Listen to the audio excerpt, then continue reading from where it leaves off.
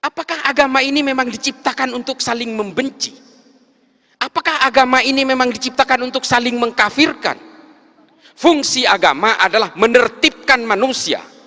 Kalau kemudian ada orang yang dengan memeluk agama, memeluk keyakinan agama, tiba-tiba dia tidak merasa tentram, gelisah dengan keimanan orang lain, ingin mengkafir-kafirkan orang lain, bukan salah agamanya, salah tafsirnya. Makanya saya bilang kita ini adalah penganut tafsir-tafsir agama. Lalu apa sikap kita kalau kita ingin dikatakan orang yang beragama? Jangan karena beragama membenci orang lain, mengkafir-kafirkan orang lain, lalu kemudian orang lain jika berbeda dengan kalian dinerakakan.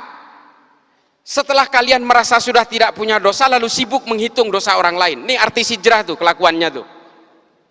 Dulu pemain musik setelah merasa hijrah mengharamkan musik, teman-temannya yang lagi bermain musik diharam-haramkan, dineraka-nerakakan. Tuh kelakuannya. Setelah dirinya merasa tobat, lalu dia sibuk menghitung dosa orang lain. Ini karena tafsir-tafsir al-wala wal-bara itu loh. Ini betul-betul menjadi concern saya. Makanya kalau kalian lihat di TV, saya selalu menentang ini.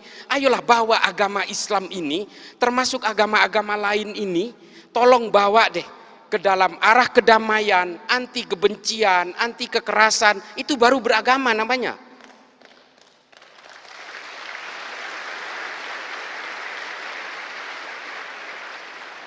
Memang terorisme has no religion. Terorisme tidak ada agamanya. Semua agama punya potensi untuk melahirkan terorisme dan kekerasan. Semua agama, bukan hanya Islam deh. Cuma kenapa saya concern kepada agama Islam? Satu, Islam itu adalah agama yang paling banyak dipeluk oleh manusia Indonesia hari ini, dan saya sendiri Islam.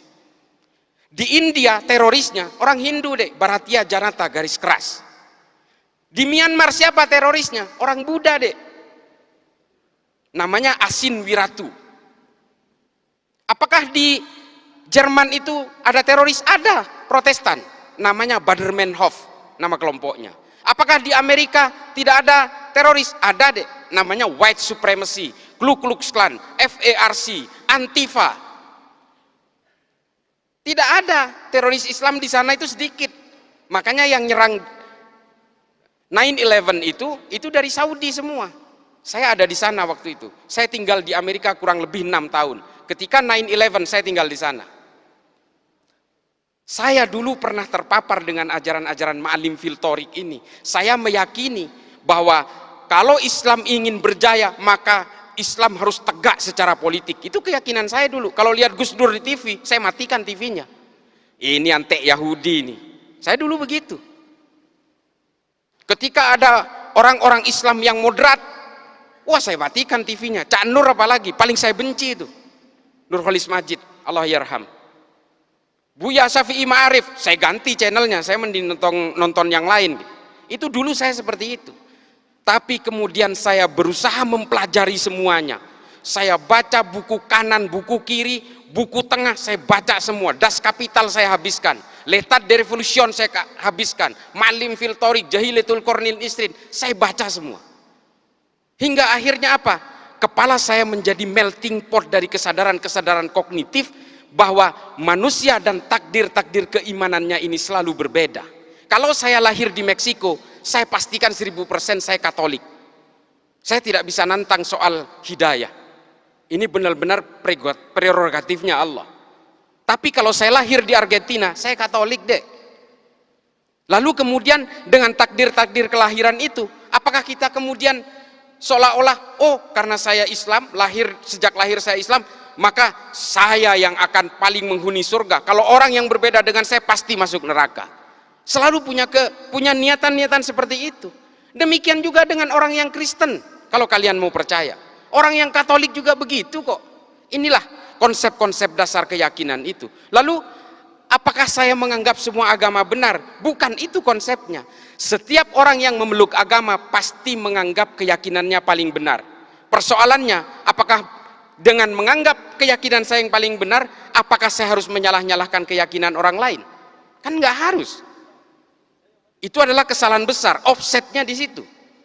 Dengan mengatakan istri saya cantik, saya tidak harus mengatakan istri orang lain jelek kok. Ini loh analoginya. Maka kemudian Habib Ali Al-Jufri membuat sebuah buku, judulnya Al-Insaniyah Qabla Tadayyun. Mengenal kemanusiaan lebih dulu sebelum mengenal agama. Karena apa? Kelahiran kita dan konsep-konsep keimanan ini berbanding linier. Kita beragama Islam karena lahir dari negara dengan mayoritas Islam dan dari orang tua beragama Islam. Kalau kita ini lahir di negara-negara dengan beragama Hindu misalnya, di India, kita lahir di Jammu misalnya, bisa jadi kita ini Hindu. Atau lahir di Bali, bisa jadi Hindu. Sementara kita tidak pernah ditawarkan mau lahir dari orang tua beragama apa.